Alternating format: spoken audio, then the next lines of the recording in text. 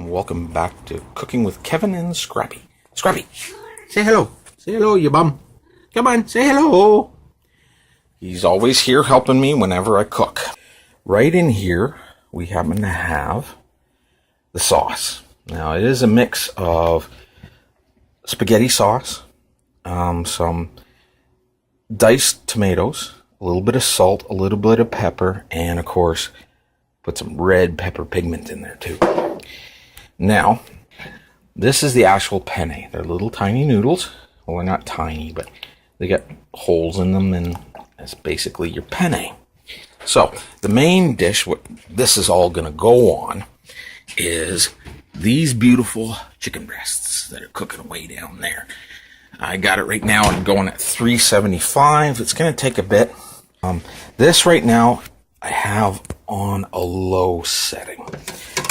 I don't really want this to be, this doesn't need to really get cooked really nicely until the penne is done. And then I'll throw it in. Always remember to stir, especially with the noodles. They also start sticking to the bottom. And then it's a real pain in the butt to clean. Not only will it be a pain in the butt to clean, but also you lose some noodles because they get stuck on the thing.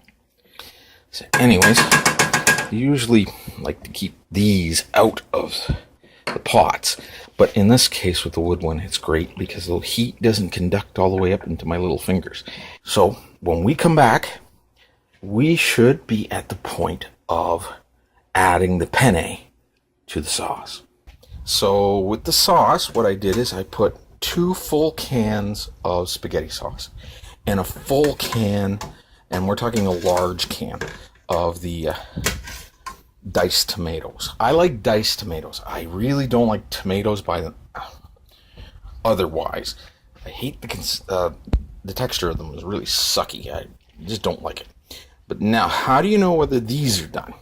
Now, you can go by the timing on the box or the bag in this case. But what I like to do is I'll isolate some and I'll push them up against the side. And see that? It squeezes nicely, right?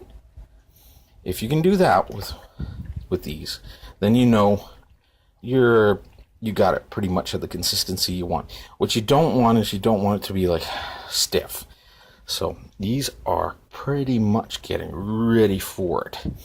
Oh yeah, and also I should probably say I'm not just cooking for 4. I'm cooking for Scrappy too, because the little bum's gonna pretty much demands to eat whatever we eat. I just finished straining the penne, and I'm putting it in the sauce. I'm gonna mix that all in there, and I'm also going to up the temperature or up the heat, so we can get cooking this nicely. See, look at that. Doesn't it look wonderful? Scrappy right now is not very happy because he wants a chicken. That's what he wants. And it's still cooking. It takes a while for the chicken to cook. But for here, we'll stir. And again, remember, stir. You can leave it for a bit, by all means. It's just, you don't want to leave it for so long that she ends up burning at the bottom of the pan. That's never good. I'm making this kind of really plain. If you're more adventurous, throw some fresh veggies in here. Anything that basically would go good with what you would think was spaghetti or noodles. Now, right now, what I'm doing here is I'm basically just showing you how I cook with what I have in the kitchen at the time.